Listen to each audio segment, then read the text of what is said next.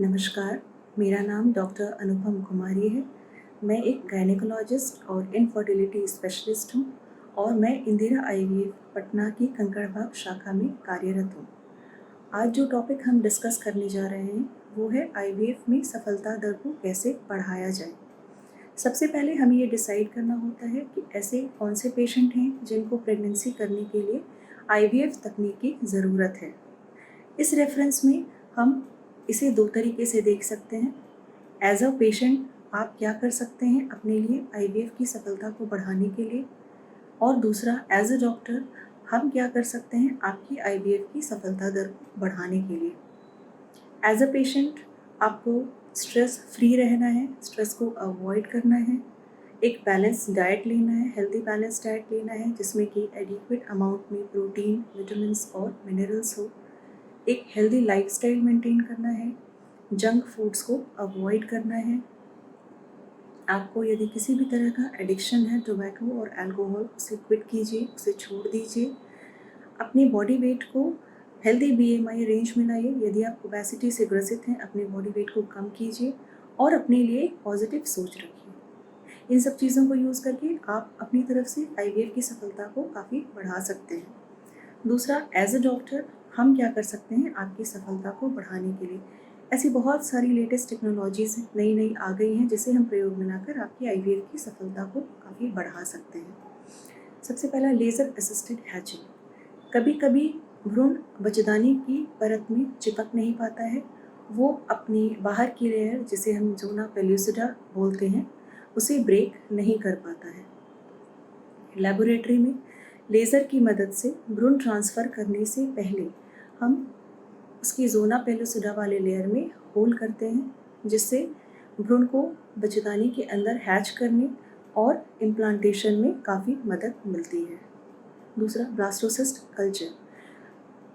Embryo को हम 5 दिन तक लेबोरेटरी में ग्रोथ कराते हैं, सीक्वेंशियल मीडिया को यूज़ किया जाता है और फिर 5वें दिन का भ्रूण को फिर बच्चेदानी में आपके यूट्रस में डाला जाता है।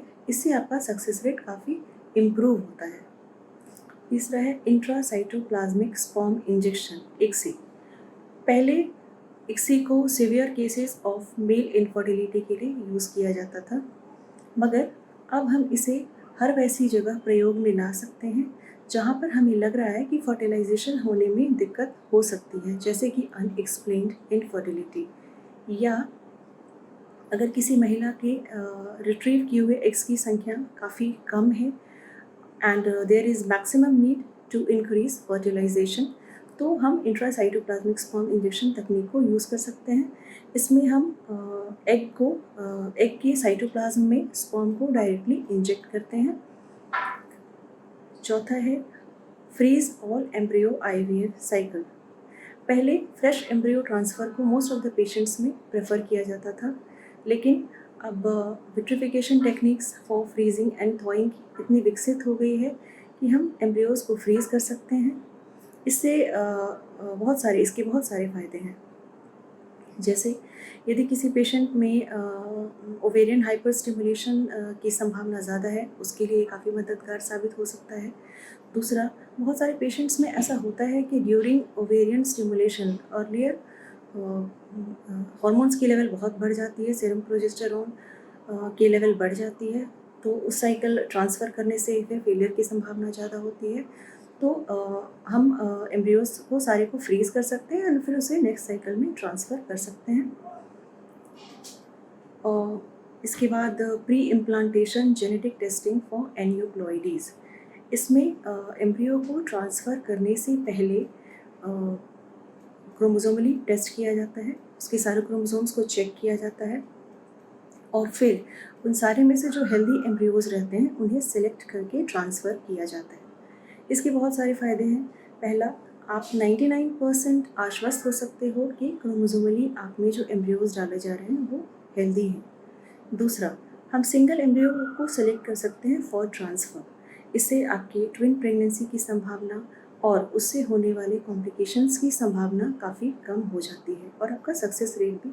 इसके अलावा यदि हम हेल्दी एम्ब्रियोज को सेलेक्ट करके डाल रहे हैं तो आपका सक्सेस रेट भी काफ़ी हद तक इम्प्रूव होता है। इसके अलावा ऐसी बहुत सारी चीज़ें हैं जैसे कि पीआरपी थेरेपी, जीसीएसएफ थेरेपी, जो कि हम यूज़ करके एंडोमेट्रियम में इम्प्लांटेशन की संभावना को काफ़ी हद तक बढ़ा सकते हैं। उसके अलावा पेशेंट में यदि एडिशनली कोई प्रॉब्लम है जैसे कि थायराइड की प्रॉब्लम, डायबिटीज़ की समस्या, इंक्रीज़ प्रोलैक्टिन की समस्या, तो साथ-साथ आपको इन समस्याओं को भी देखना है और इन्हें प्रॉपर्ली कंट्रोल करना है। पेशेंट्स में यदि एडिशनली और कोई प्रॉब्लम्स है जैसे बच्चेदानी की टीबी, जैसे हाइड्रोसैल्पिंग्स या कभी-कभार हम देखते हैं कि एम्ब्रियो को ट्रांसफ़र करने में दिक्कत आ सकती है, तो उसमें मॉक ईटी पहले किया जाता है जिसमें कि ट्रांसफ़र से पहले मॉक ईटी करके देखा जाता है कि कोई दिक्कत तो नहीं हो रही है। हाइड्रोसैल्पिंग्स के लिए लैप्रोस्कोपी या यूट्रस की अगर लाइनिंग में कोई प्रॉब्लम है तो उसको देखने के लिए, ट्रीट करने के लिए हिस्ट्रोस्कोपिक कुछ फाइब्रॉइड्स वगैरह हैं तो उनका ट्रीटमेंट और सारी चीज़ों को देखा जाता है।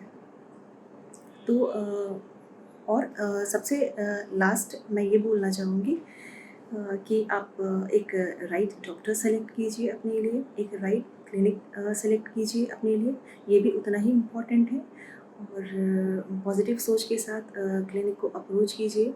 तो इन सारी चीज़ों को यूज़ करके आपकी आईवीएफ की सफलता दर को काफ़ी हद तक बढ़ाया जा सकता है। धन्यवाद।